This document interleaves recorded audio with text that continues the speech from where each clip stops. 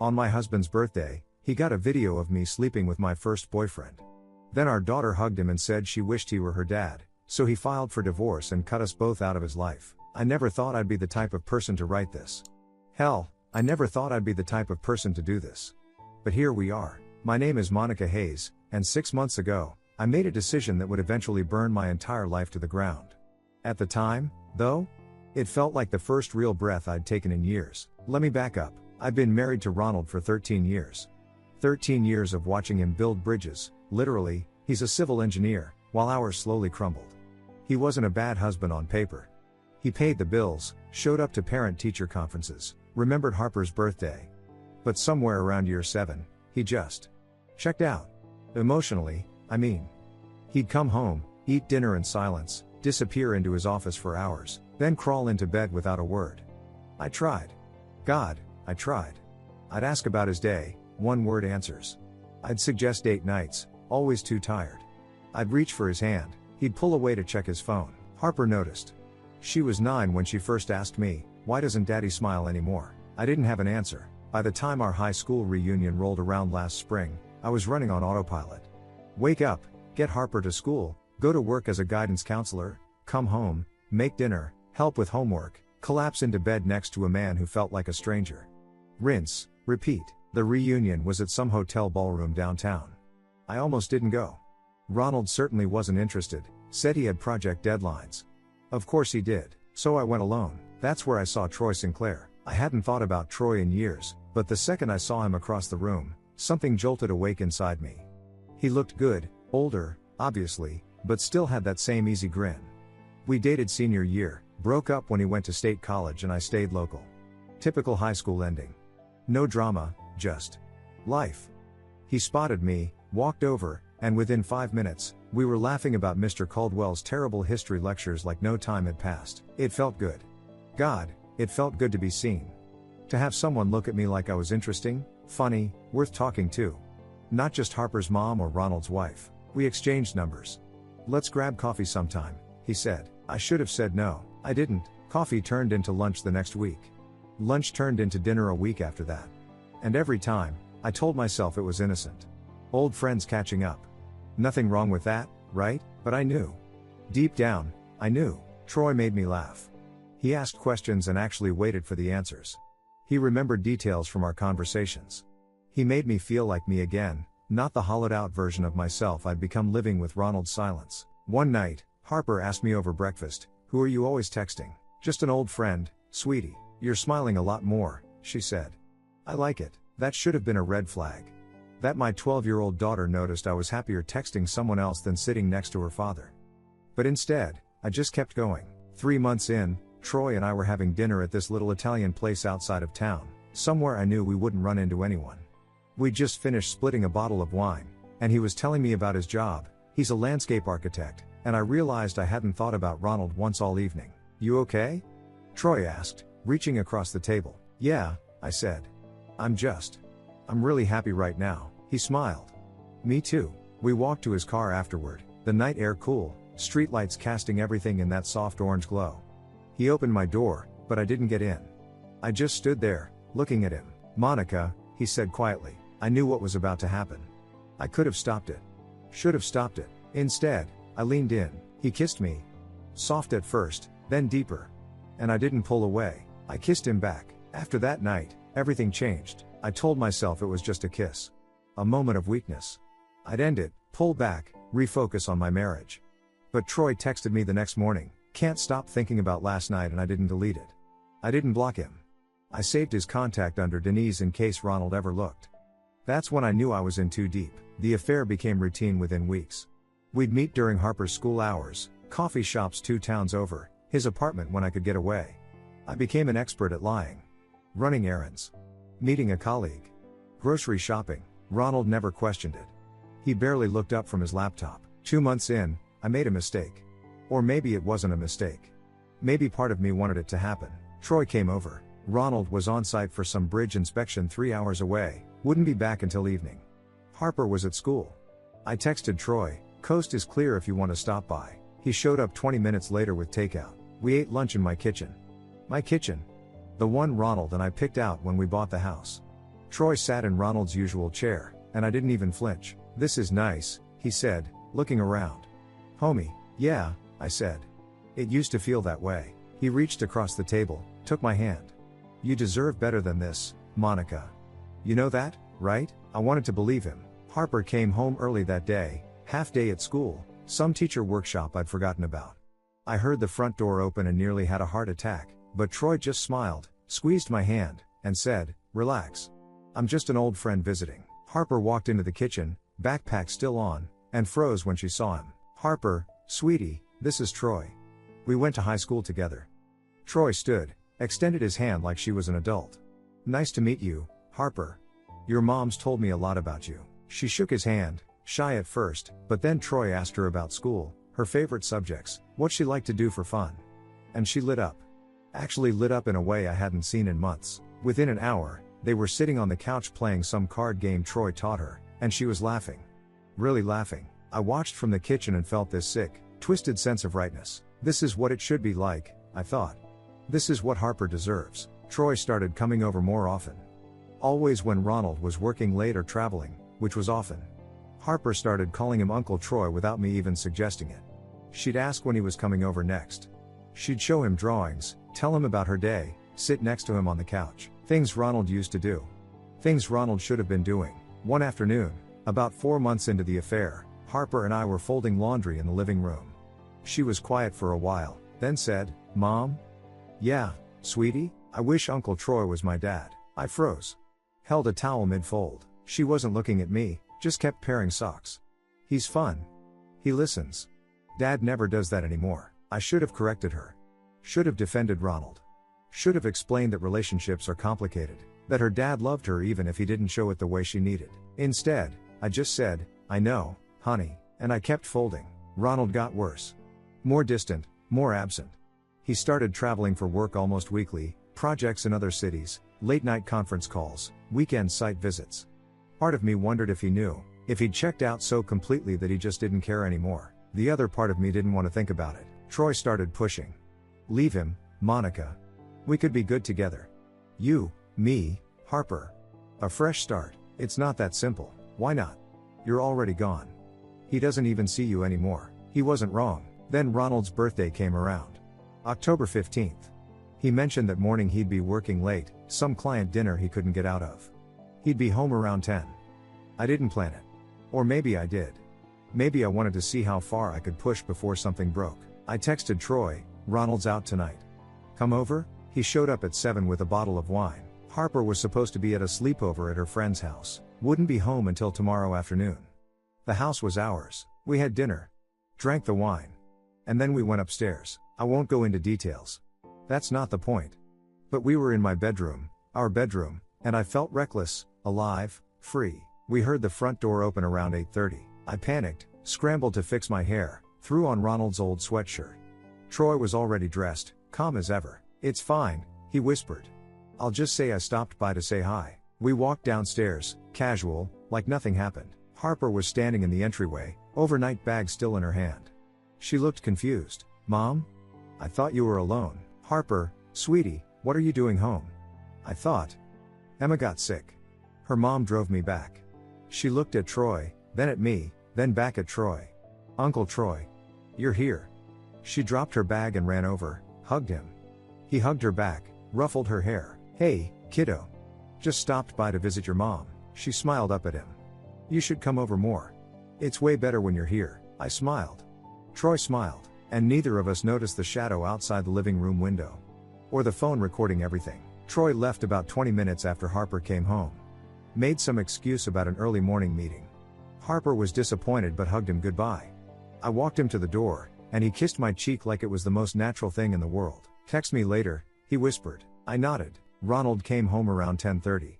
I was in the living room with Harper, watching some baking show she liked. I heard his keys in the door and felt my stomach drop, but I kept my face neutral. "Hey," I said when he walked in. "How was the dinner?" "Fine." He set his briefcase down, looked at Harper. "Still up?" "Just finishing this episode," she said, not looking away from the TV. He nodded, headed toward the kitchen. No suspicion.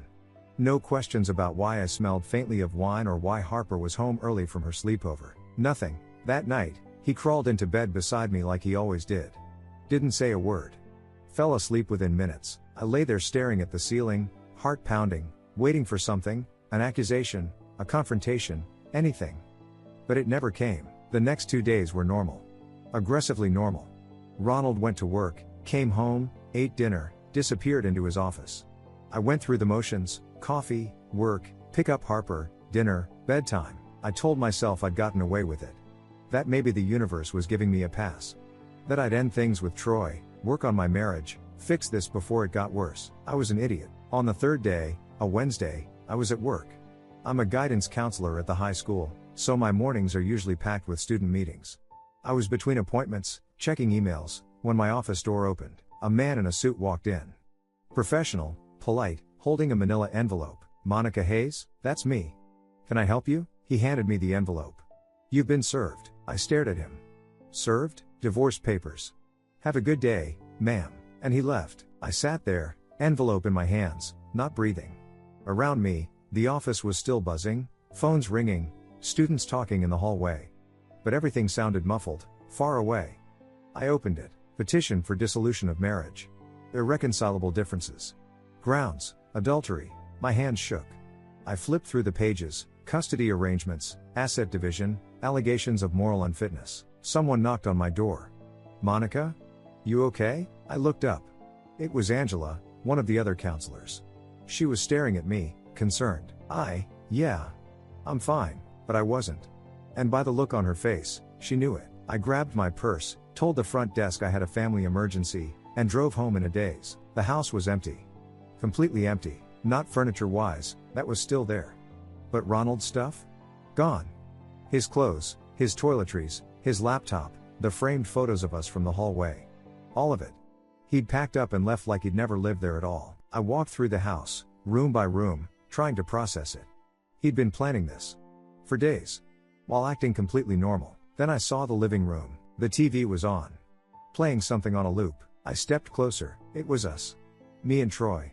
In our bedroom, my hair still messy, Troy pulling on his shirt, both of us laughing about something. Then the angle shifted, showing us walking downstairs. Harper coming through the door. Her hugging Troy. Her voice, clear as day: "You should come over more.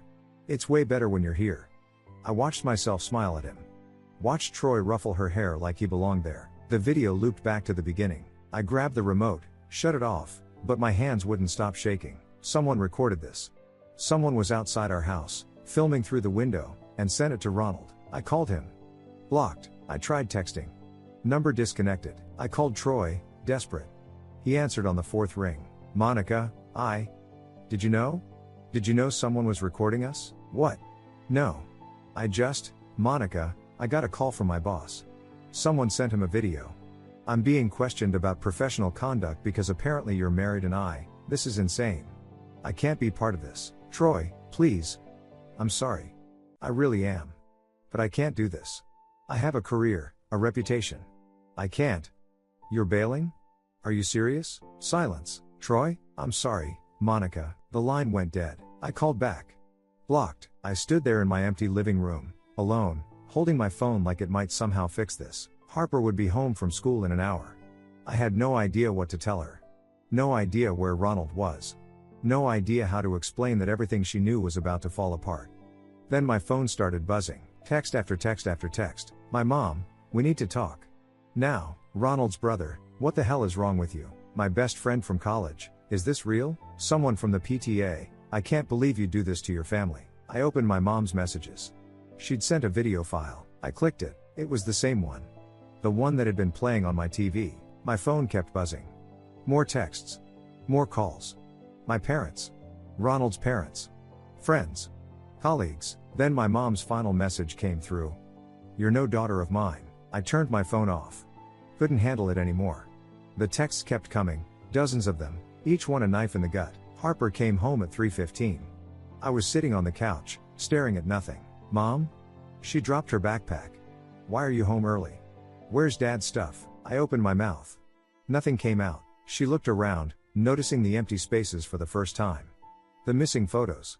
His jacket gone from the hook by the door. "Mom, what's going on?" "Your dad and we're getting divorced, sweetie." Her face went white. What? Why? Because I'm a liar. Because I brought another man into our home. Because I let you get attached to him while I destroyed your family. It's complicated, I said instead. That's not an answer. She was right. But what was I supposed to say? My phone, still face down on the coffee table, started buzzing again. I turned it back on without thinking. Harper grabbed it before I could stop her. She looked at the screen. Saw the notifications. The messages. Someone had sent her the video too, probably one of her friend's parents. Harper, don't. Too late. She'd opened it. I watched her face as she watched the video. Watched her see me with Troy. Watched her realize what she'd walked into that night wasn't innocent. She looked at me, tears streaming down her face. You were sleeping with Uncle Troy, Harper? In Dad's bed? Her voice cracked. That's why Dad left? Because of you? It's not that simple. Yes, it is. She threw my phone at me. I caught it. You ruined everything. Dad's gone because of you. She ran upstairs. Slammed her door. I heard her sobbing through the walls. I wanted to go after her. Wanted to explain. But there was nothing to explain. She was right. The next morning, I got the call from the school board. Emergency meeting. They wanted to discuss recent events affecting my professional standing. I knew what that meant. They put me on administrative leave. Paid, for now, but we all knew where this was headed. Conflict of interest, they said. Inappropriate judgment. One board member, a woman I'd worked with for 6 years, wouldn't even make eye contact. My parents refused to see me. My dad answered once when I called, just to say, don't call again, and hung up. My younger brother sent a single text, can't believe you did this to Harper. Don't contact me. Friends stopped responding. Some sent angry messages calling me selfish, disgusting, a terrible mother. Others just disappeared. Read receipts on, replies off. I tried calling Troy one more time. Left a voicemail. Please. I know this is hard, but I need you. I can't do this alone. Please call me back. He texted an hour later, I can't be part of this. I'm sorry. Please don't contact me again. That was it. 4 months of I love you and leave him for me and we could be a family gone the second things got real. I was alone. Harper wouldn't talk to me. Wouldn't eat dinner with me. Stayed in her room with the door locked. When I knocked, she'd yell, go away. I contacted a lawyer, a decent one, not expensive, because I couldn't afford expensive. She reviewed Ronald's filing. This is thorough, she said carefully. He's been documenting everything. Bank records, text records, timestamps of when you were out of the house. He's frozen your joint accounts, moved money into separate ones, all legal, by the way. He's covered every angle. What does that mean for me? She sighed. It means he's not playing around. He wants full custody. My stomach dropped. He can't. Harper needs her mother. Does she? According to his affidavit, Harper's expressed significant emotional distress regarding your relationship with Mr. Sinclair. He's arguing that your behavior constitutes emotional harm. That's not fair. Fair doesn't matter. What matters is what he can prove. Harper started therapy. I didn't arrange it, Ronald did, apparently, before he even left. The therapist called me to schedule a consultation, mentioned that Harper's father felt it was necessary given the recent family trauma. Even from wherever he was, Ronald was 3 steps ahead. 2 weeks after the explosion, I got a letter. Attorney's letterhead. Brief and clinical.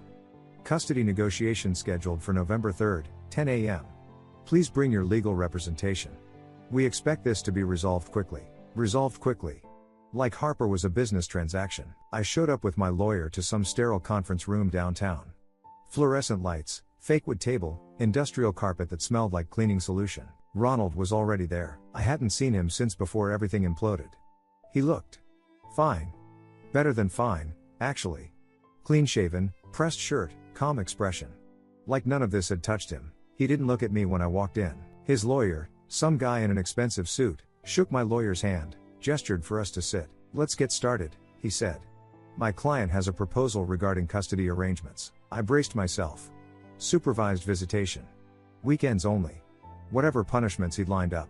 Ronald's lawyer slid a folder across the table. Mr. Hayes is voluntarily relinquishing all parental rights to Harper Hayes, effective immediately. The room went silent. My lawyer looked confused. I'm sorry, relinquishing? Full termination of parental rights. No custody. No visitation. No support obligations. I stared at Ronald. What? He finally looked at me. His eyes were empty. You can't just abandon your daughter, I said, voice shaking. His lawyer started to respond, but Ronald held up a hand. I'm not abandoning anyone, Monica. Ronald's voice was calm. Too calm. Harper already made her choice. That's not. She's 12, Ronald. She doesn't get to choose. She told me herself, he continued, like I hadn't spoken. 3 weeks before I left. We were in the car, coming back from her piano lesson. Out of nowhere, she said, I wish Troy was my dad instead of you. I felt sick. She was upset. She didn't mean. I asked her why. His jaw tightened. She said, because he's fun. He listens.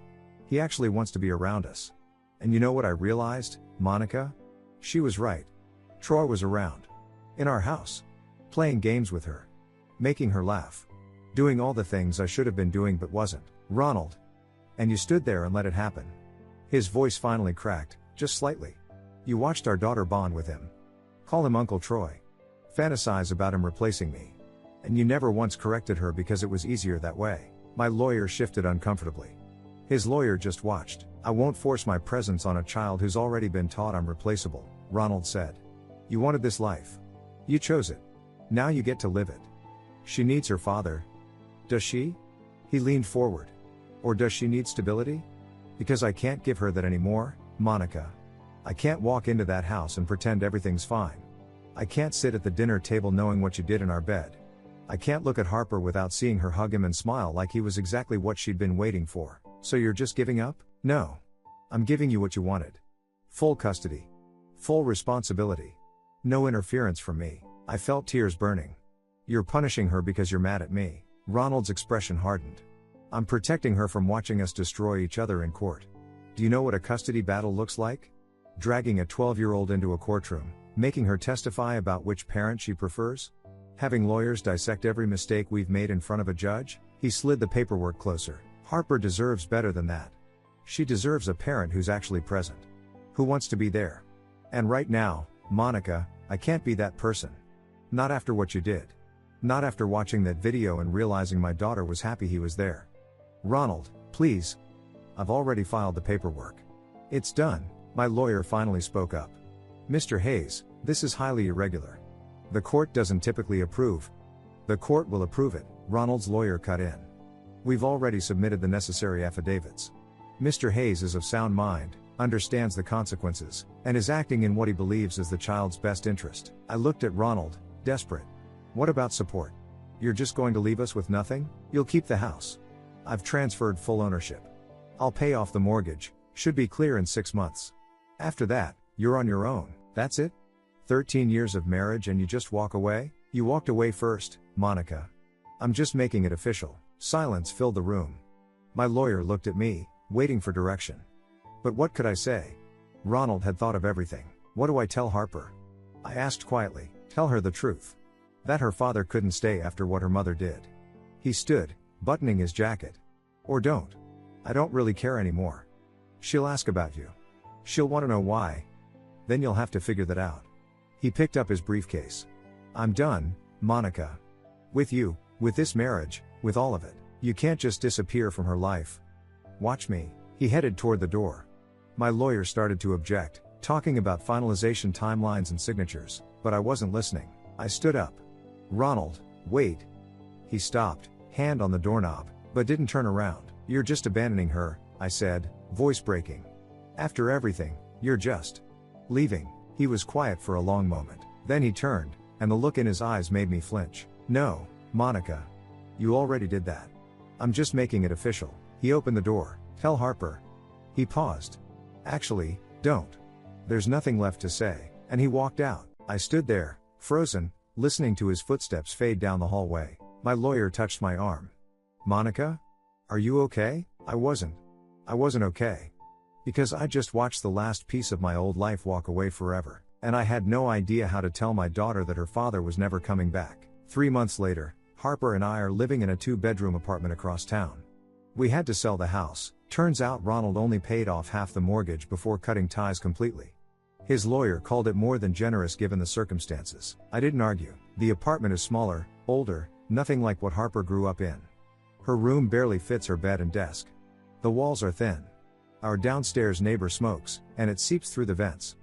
But it's ours. Or mine, anyway. Harper still doesn't feel like it's home. I lost my job. The school board made it official 6 weeks after the leave started. Termination due to conduct unbecoming of educational staff. They worded it carefully, nothing about the affair directly, just enough to make sure I'd never work in a school again. I'm working retail now. Folding clothes at some department store in the mall, making $12 an hour. My manager is 23 and calls me Monica like we're friends. I smile and fold and pretend I'm not a 41-year-old guidance counselor with a master's degree ringing up teenagers buying crop tops. My parents haven't spoken to me since that day. I drove to their house once, tried to apologize in person. My dad answered the door, looked at me like I was a stranger, and said, "You made your choice. Live with it." Then he closed the door. My brother blocked me on everything. Old friends stopped responding months ago. The group chat I'd been in for years, book club, moms from Harper's school, went silent the day the video dropped. I'm still in it. No one's kicked me out.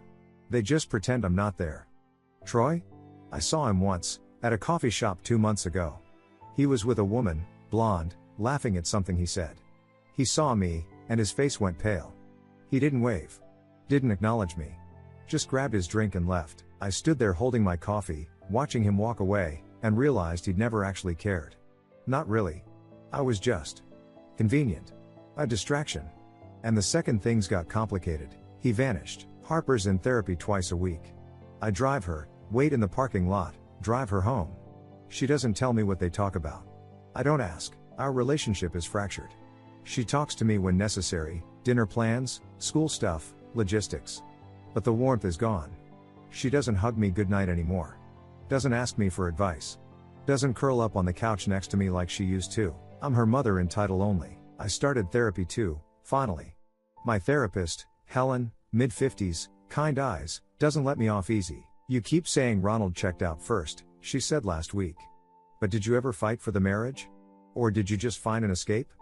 I didn't have an answer, because she was right. Ronald was distant, cold, absent. But I never confronted him. Never demanded couples therapy. Never sat him down and said, "This isn't working and we need to fix it." I just found someone who made me feel good and told myself I deserved it. I saw Ronald's social media once, through a mutual acquaintance who didn't know I was blocked. He's in a different city now, someplace out west. New job, new life. There was a photo of him hiking, smiling at the camera. He looked genuinely happy. I haven't seen him smile like that in years. Harper asked about him last week. First time in a month. We were eating dinner, takeout, because I'm too tired to cook most nights, and she just said, "Do you think Dad misses me?" I put my fork down. "Of course he does, sweetie." "Then why hasn't he called?" "Because I destroyed him. Because I made him watch his daughter choose someone else. Because I broke something that can't be fixed." "It's complicated," I said. She looked at me, and for a second, I saw Ronald in her eyes. That same disappointment. "You always say that." She went to her room. Left her food half eaten. I sat there alone, staring at the cheap laminate table in our cheap apartment, and realized this is my life now. This is what I built. I thought about the person I was a year ago. Unhappy, sure. Lonely. But I had a home. A family. A career. Respect. Now I have none of that. People ask me sometimes, Helen, mostly, if I regret it. And the truth is, I don't know how to answer that. Because regretting it means wishing I'd stayed in a marriage that was already dead. Wishing I'd kept pretending everything was fine while slowly disappearing. But I also destroyed my daughter's life. Lost my parents. Ruined my career. So do I regret the affair? Yes. Do I regret leaving the marriage? I don't know. What I do know is this: I made my choices. I justified them, rationalized them, told myself I deserved happiness. And maybe I did. But not like that. Not at Harper's expense. Not by lying and sneaking and bringing another man into our home. Ronald was right. Harper did choose. She chose Troy because I let her. Because I was so desperate to feel wanted that I didn't think about what I was teaching her. I don't expect forgiveness. Not from Ronald, not from Harper, not from anyone. I just have to live with it now. Last night, Harper came out of her room while I was watching TV. She sat on the other end of the couch, not close, but closer than usual. "Mom, yeah? My therapist says I should try talking to you more." "Okay." She was quiet for a minute. "I'm still really mad at you. I know. But I don't want to hate you forever." I felt my throat tighten. "I don't want that either. It's going to take a long time," she said. "For me to trust you again." "I understand." She looked at me, and for the first time in months, I saw something other than anger in her eyes. Not forgiveness. Not yet. Maybe not ever. But something like possibility. "Okay," she said quietly. Then she got up and went back to her room. I sat there in the dark, long after the TV went silent, and let myself cry, because I know what I did. I know what I cost us. And I know that no matter how many times I apologize or how hard I try, some things can't be fixed. But maybe, some things can be rebuilt. Not the way they were. Never the way they were, but into something new. Something honest. I don't know if Harper will ever forgive me. I don't know if I'll ever forgive myself. But I'm not running anymore. This is my life now. The one I built. The one I deserve, and I'm going to live with it. Thank you so much for watching until the end. If you really like our videos, please don't forget to like, share, and subscribe. Have a great day.